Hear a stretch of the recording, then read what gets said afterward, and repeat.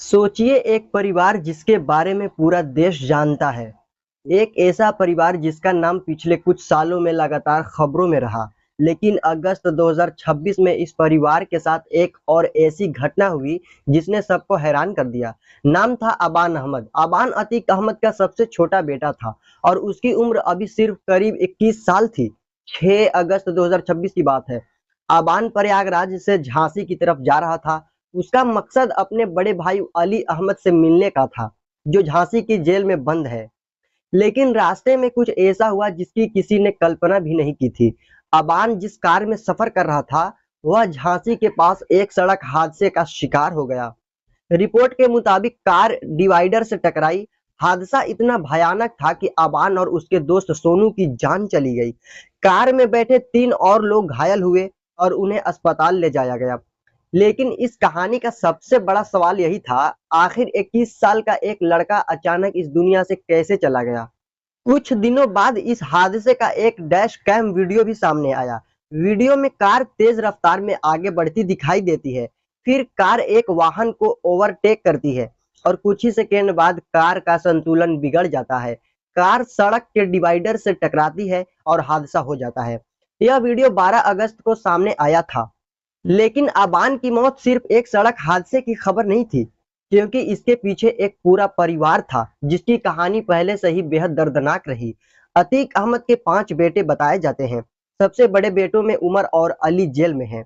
एक बेटा असद अहमद अप्रैल 2023 में झांसी में पुलिस मुठभेड़ में मारा गया था और अब सबसे छोटा बेटा अबान भी इस दुनिया में नहीं रहा। यानी कुछ ही सालों में इस परिवार ने कई बड़े हादसे देखे। और कहानी यही खत्म नहीं होती। आबान की मौत के बाद उसके अंतिम संस्कार में शामिल होने के लिए उसके भाई अली और उमर को पैरोल दी गई। दोनों को जेल से प्रयागराज लाया गया।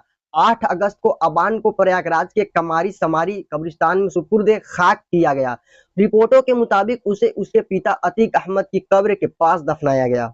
सोचिए, जिस भाई से मिलने के लिए अबान घर से निकला था, उसी भाई के सामने कुछ दिनों बाद उसके छोटे भाई का जनाजा था। यह किसी भी परिवार के लिए बेहद मुश्किल पल होता है। और इस पूरी कहानी में एक और सवाल लोगों के मन में था, आबान की मां शाइस्ता परवीन कहाँ थी।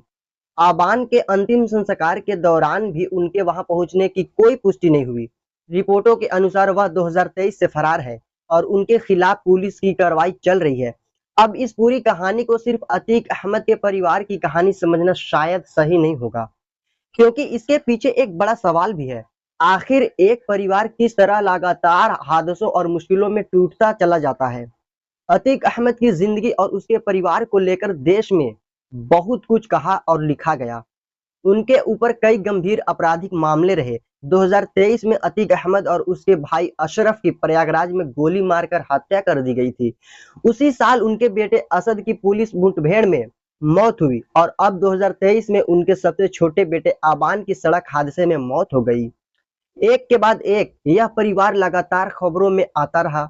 लेकिन अबान की कहानी हमें एक और चीज याद दिलाती है, जिंदगी का कोई भरोसा नहीं होता। 21 साल की उम्र में एक सामान्य सफर, भाई से मिलने की इच्छा और कुछ ही मिनटों में सब कुछ खत्म।